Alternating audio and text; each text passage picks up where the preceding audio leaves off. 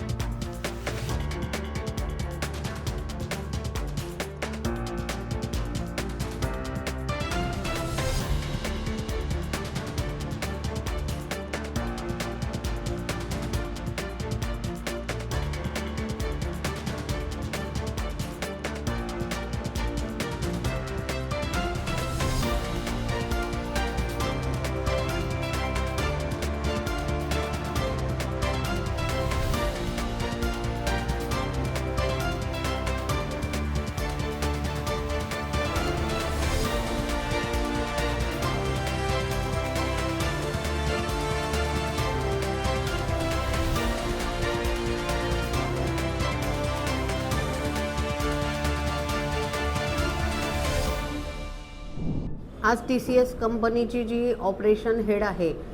महिला आरोपी तिला माननीय कोर्टामध्ये पोलीस कस्टडीसाठी हजर करण्यात आलेलं होतं। यापूर्वी सदर आरोपीला 3 दिवसाची पोलीस कोठडी देण्यात आलेली होती आणि यात मिळालेल्या 3 दिवसामध्ये तपासामध्ये खूप सारी प्रगती असल्यामुळे आज पुन्हा तिला पुढील पोलीस कस्टडीसाठी कोर्टात हजर केलं असता माननीय न्यायालयाने आरोपीला 15 तारखेपर्यंत पोलीस कस्टडी सुनावलेली आहे। ही जी ऑपरेशन मॅनेजर आहे हिच्याकडे या कंपनीमध्ये कामाला असलेल्या ज्या महिला आहेत ज्यांच्यावर लैंगिक अत्याचार झालेले आहे, ज्यांची मानसिक आणि शारीरिक छळवणूक झालेली आहे आणि ज्यांचे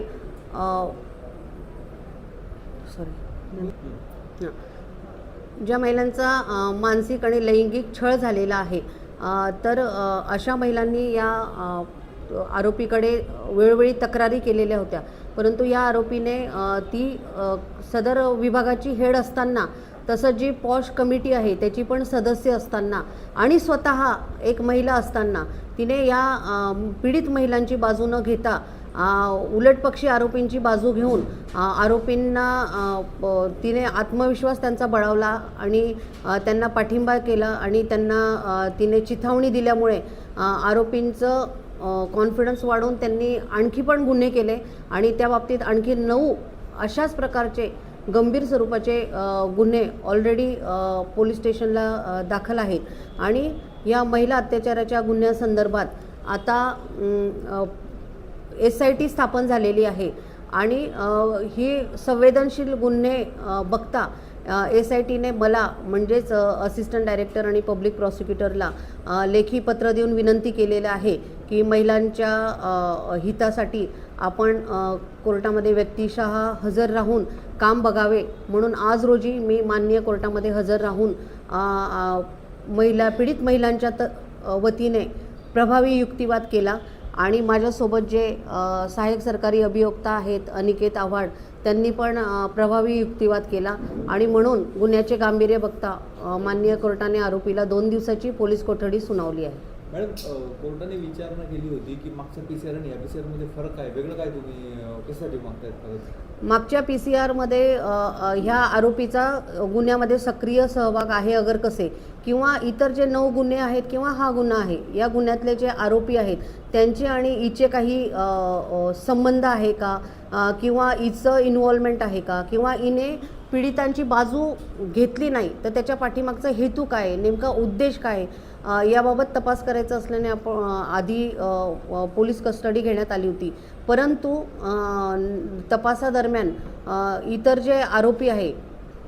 त्यांचं आणि ही जी आरोपी आहे तिचं तांत्रिक पुराव्याच्या आधारे किंवा इतर पुराव्याच्या आधारे तिचा सक्रिय सहभाग गुन्ह्यामध्ये दिसून आल्याने माननीय कोर्टाने आरोपीला 15 तारखेपर्यंत पोलीस कोठडी सुनावली।